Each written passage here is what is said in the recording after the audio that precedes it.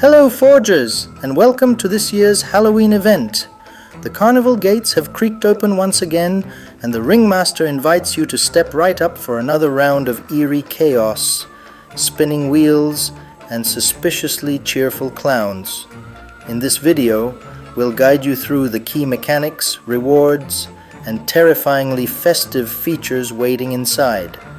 This overview is based on the beta version of the event, and at the time of recording, no major changes have been made to how the event plays.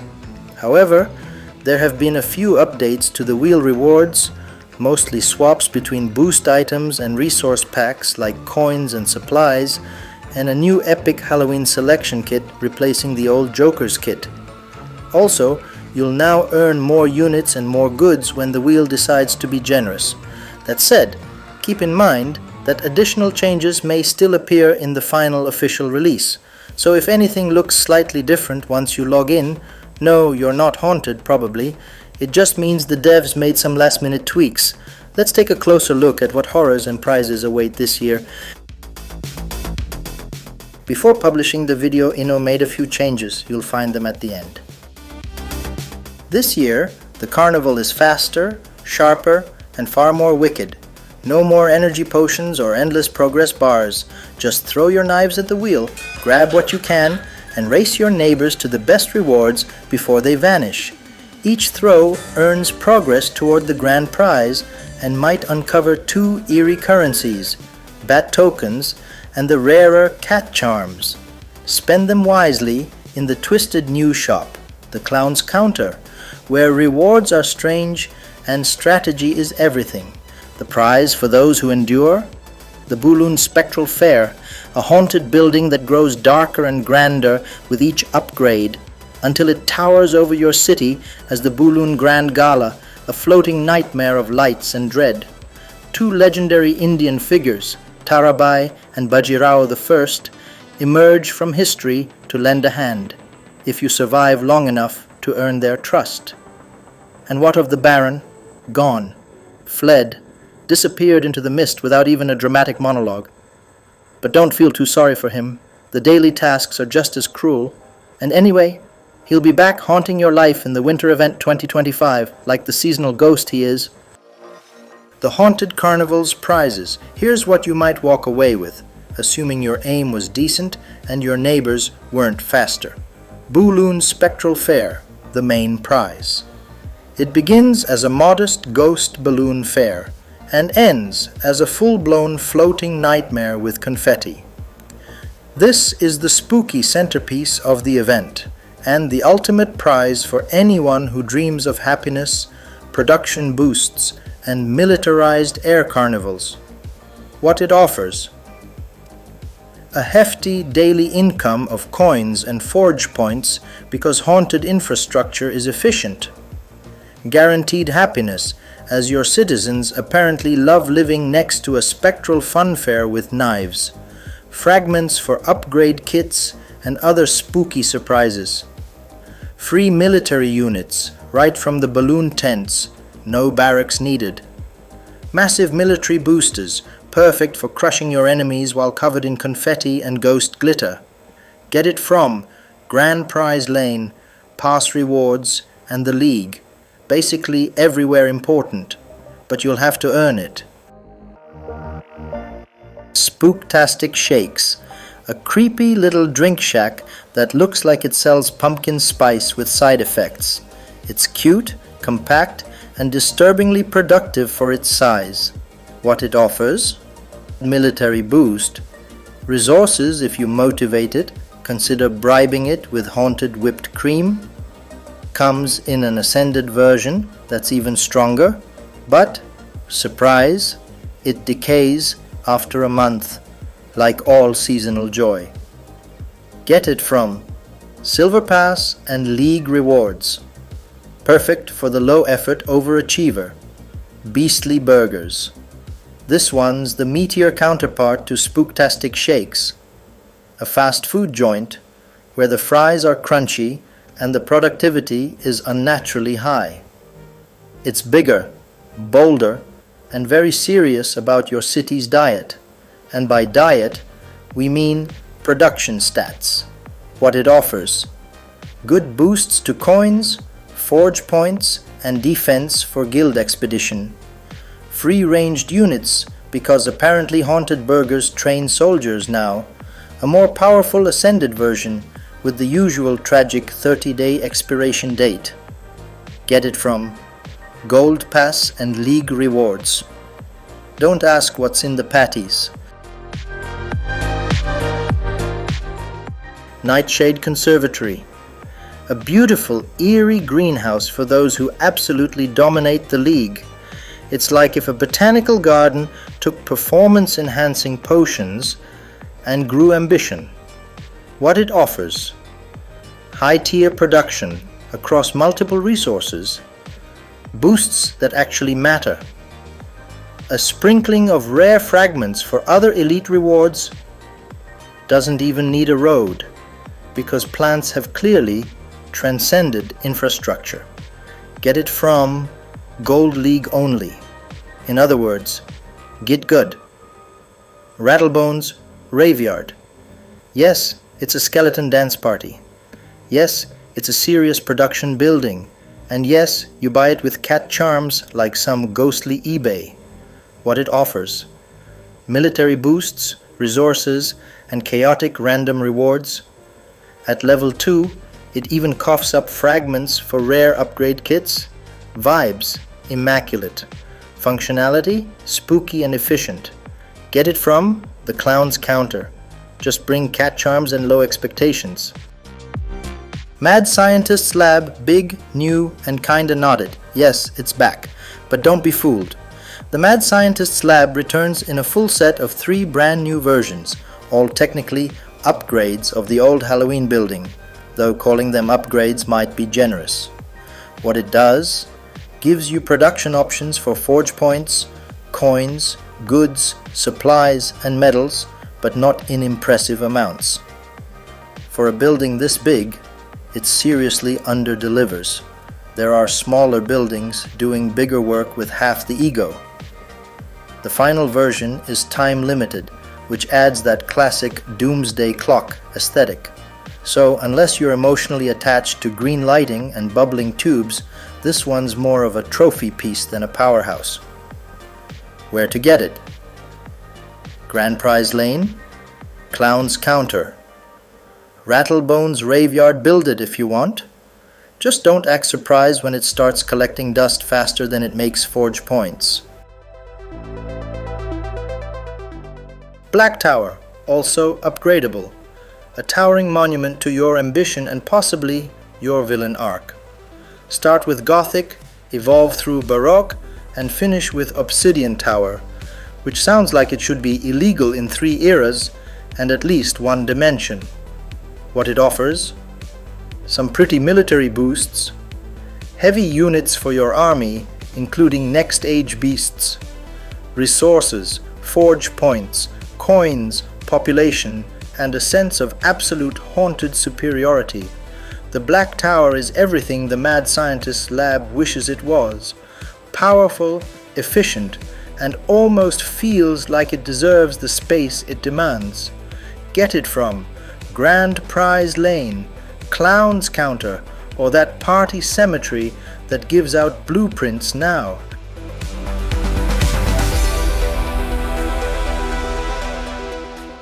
Eternal Market, fragment-based upgrade kit. An enormous trade hub you build out of fragments like some spooky jigsaw puzzle. Great for resource lovers, spreadsheet enjoyers, and anyone who wants to flex a 6x6 block of prestige. What it offers: massive daily payouts in forge points, goods, population, and that smug feeling of completion. Huge military boosts for both attack and defense. As fragments is available from Grand Prize line, Bronze League and above, and the event quest line. Historical allies, Tarabai and Baji I. Why stop at skeletons and balloons when you can also recruit actual historical badasses? These two legendary figures from India bring strategy, stats, and way more credibility than the rest of your circus city. Get them from Grand Prize Lane. The mechanics, now with less Baron. So, you've made it to the Halloween event. Again, back for another round of knife throwing, reward hoarding, and slowly becoming addicted to spinning wheels like a Victorian ghost at a casino. This year, the Ringmaster is back with his infamous Wheel of Misfortune, and this time he's done some redecorating. "What's new?" you asked. He giggled. Then he added cat charms. Let's start with what's changed, because of course it has. No more energy tokens, bubbling potions, or creepy progress bars. They've all been buried in a shallow grave behind the circus tent. Gameplay is now faster and simpler, just like your decision-making under pressure. The rival challenge system is gone. Baron Alaric has mysteriously vanished from the circus grounds, possibly fleeing tax evasion or maybe just ghost burnout. Don't feel bad, he'll be back, probably at Christmas. Multi-knife throws now help you advance the grand prize faster, because throwing one knife at a time was simply not chaotic enough. Go big or go refresh. And introducing the Clown's Counter, a sinister new shop full of cursed trinkets and strategic heartbreak. No refunds. Wheel of Misfortune, where rewards are won and friends are lost. The wheel is still the star of the show. Here's how it works, in between your screams. Use your Halloween tickets, earned from quests, tasks, and sometimes from incidents, to throw 1, 3, or 5 knives at the wheel. Each knife lands on a random prize, and by random, we mean lovingly calculated chaos. The wheel is shared with your neighborhood, so if you see something you want, click faster than your competition, or watch it vanish forever. Don't like the prizes? Hit refresh. That costs tickets too, but it wipes the board clean and replaces it with new goodies. And yes, any refresh also changes the wheel for everyone, so get ready to ruin someone's life by accident. Bonus mechanics that will make you panic. Every knife gives guaranteed grand prize progress. Landing on a cat charm gives you bonus progress. Landing on a bat token means shopping money.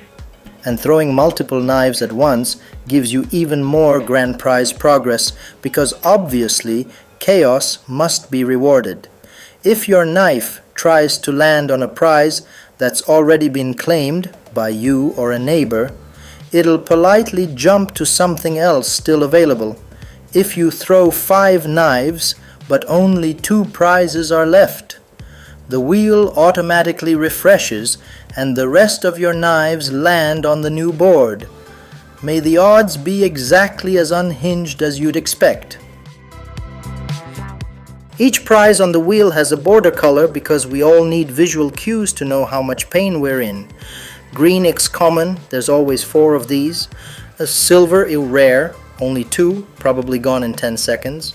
Gold X very rare, just 1 per wheel, and already claimed by Steve from your neighborhood. Claim fast or cry later.